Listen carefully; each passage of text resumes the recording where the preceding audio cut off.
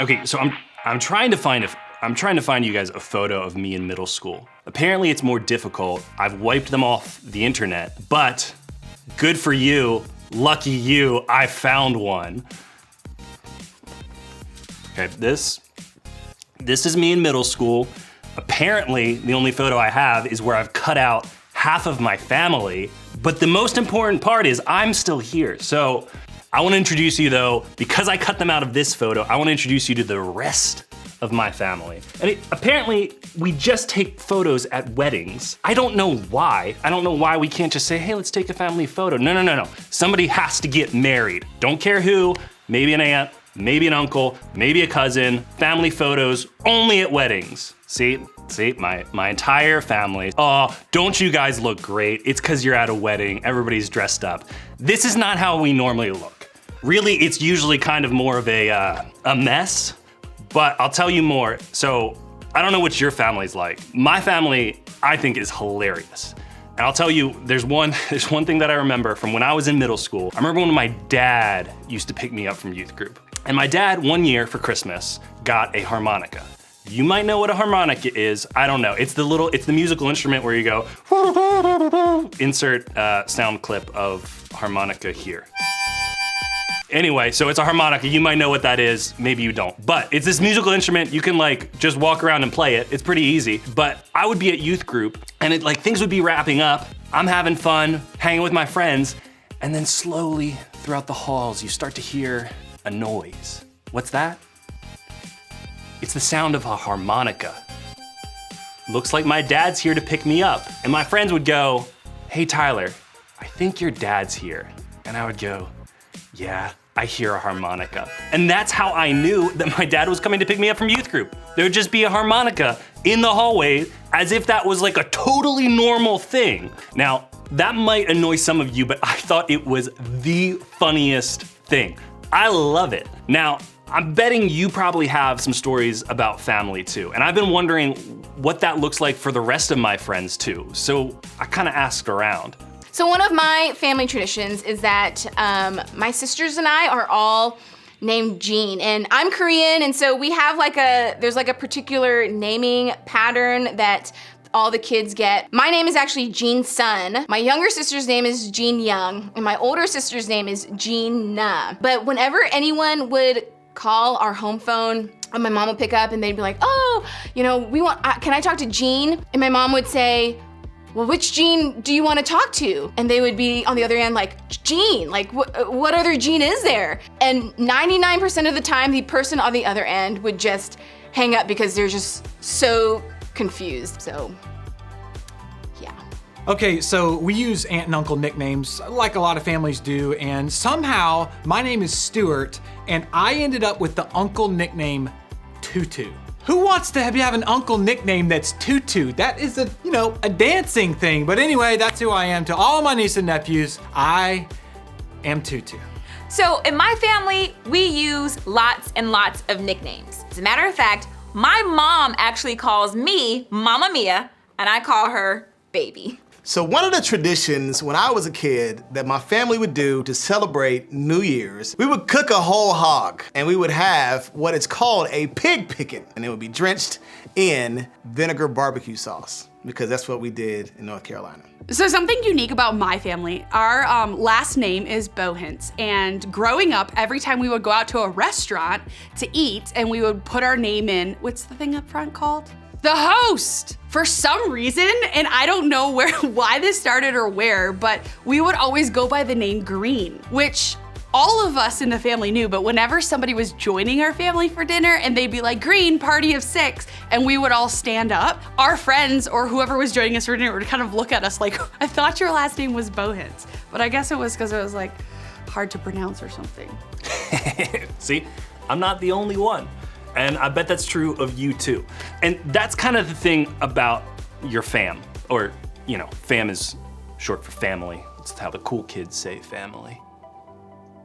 But that's like the thing about your fam. They can make you crazy, they can embarrass you, but they can also be the ones cheering the loudest in the stands. They can get on your nerves, they can be some of the strangest people you know, and you can still love them, you can still love being around them. They can be some of the most encouraging, loving, and supportive people in your life. Now, here's the thing. I know not everyone likes being around their fam.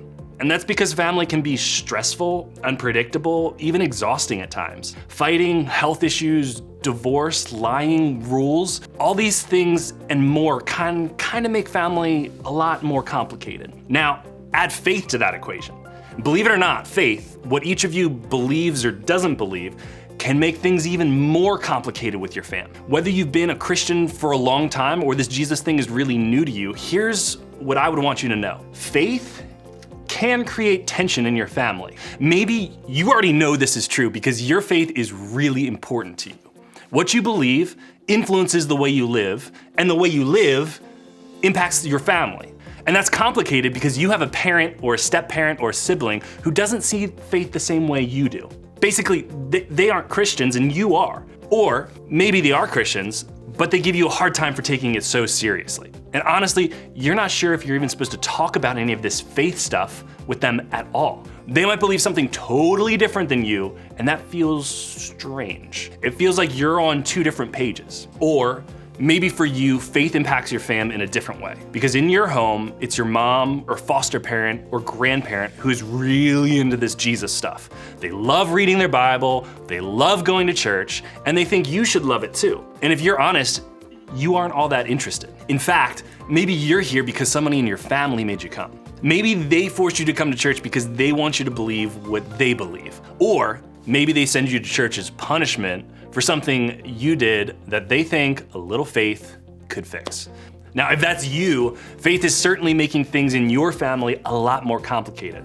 Or maybe, here's another one, you aren't really sure about how your family and faith mix. Maybe you've always said you believed because your parents told you to. But as you get older, you're not so sure what you really think. But still, you're told to honor your parents. But the truth is, you don't always get a lot of choice in the matter, do you? So you keep going through the motions, but inside, you're kind of struggling. And because you can't talk to your family about it, it's making some things at home feel a little bit different. Do you see what I mean? Like, in one way or another, faith can create tension in our families, which is confusing because we're also told that faith is somehow supposed to make things better in our fam. But that doesn't always seem true, does it? So the question is, if faith can create tension in our families, how do we make sure faith is actually helping to make our families better? Pause, stop, break, good news. I think I might have an answer to that question. Technically, it's not my answer to that question. It's actually something Jesus said. And a guy named John, one of Jesus' closest friends and followers, wrote it down so that we could learn from it today. Now, before I tell you exactly what Jesus said that John wrote down, let me explain a little bit about what was happening before he said it. So just before Jesus was going to be arrested and eventually killed on the cross, he called his close friends and followers together for a meal. Now, even though Jesus warned them that he was gonna die, they didn't really understand. It didn't click with them that this was going to be the last meal they shared together as a fam. To them, they were just doing what they always did as a family. They were like kicking back, someone's making pizza, someone's talking about how their day was. I don't know, they were talking, having a good time, sharing a meal, talking about life. But because Jesus knew the way things were about to go down, he wanted to share a few really important words with his closest people. So at that dinner, he dropped this important truth to his fam. And not like literally his family, but his close people, you know what I mean. So he said, "By this, everyone will know that you are my disciples if you love one another."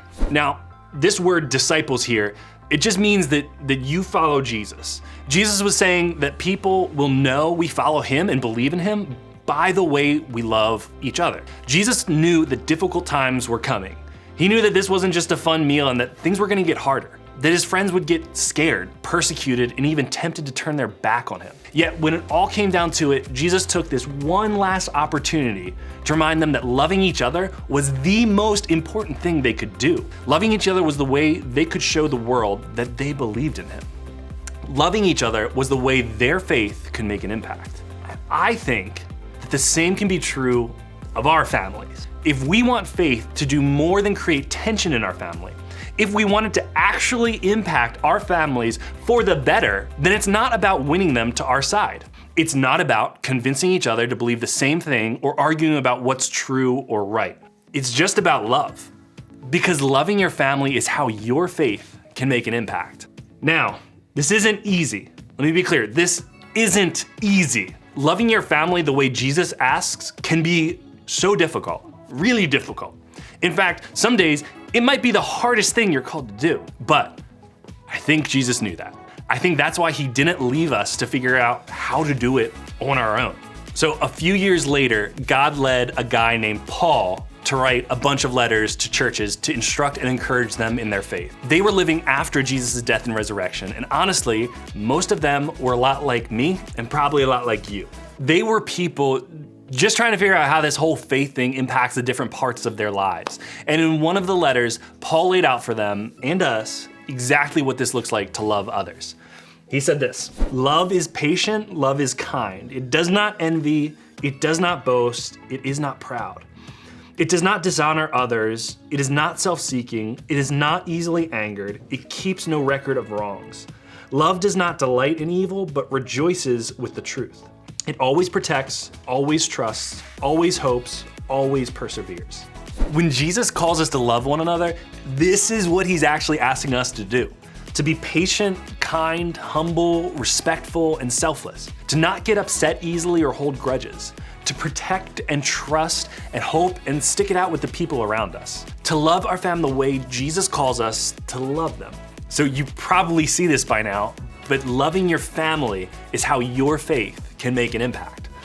Love is where it starts. So no matter what you believe or what your family believes when it comes to faith, this is something we can all do. We can all try and love the people in our fam just a little bit more. If you're doing it because you believe in Jesus, that's great. But if you're not so sure that you believe in Jesus, trying to love your fam can still make things better. Let's talk about this week. Here's what I would want you to think about. What does it look like to love your family? It could mean being patient and kind to the adults in your home. You could not be arrogant or act like you know everything when you talk about your beliefs with your family members who believe something different. To not be jealous of what your siblings have. To not be rude to your mom. Not to be hot-tempered or quick to react with your stepdad. Whatever it is, give it a try this week. I bet you can do it. And to help you not get overwhelmed, start by just picking one. That's all I'm asking you to do, just one. Pick one of the ways that you can show love that Paul listed out in that letter that we just read. Start there.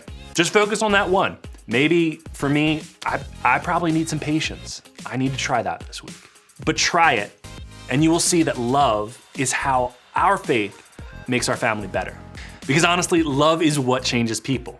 Love is what faith is all about. Even if it doesn't change them, it can change you. I know. That's a big thought. All right. If you remember nothing about everything I've just said between harmonica, family photos, all that, remember this. Loving your family is how your faith can make an impact. We're gonna continue this conversation in groups. Actually, in a lot of ways, groups are sort of like your fam here at church. A safe place for you to open up, ask questions, and share some of what you're going through with people who love you and want what's best for your life. So, as we head to groups, I want you to think about this question. What's one way, just one way, I can show my family love this week?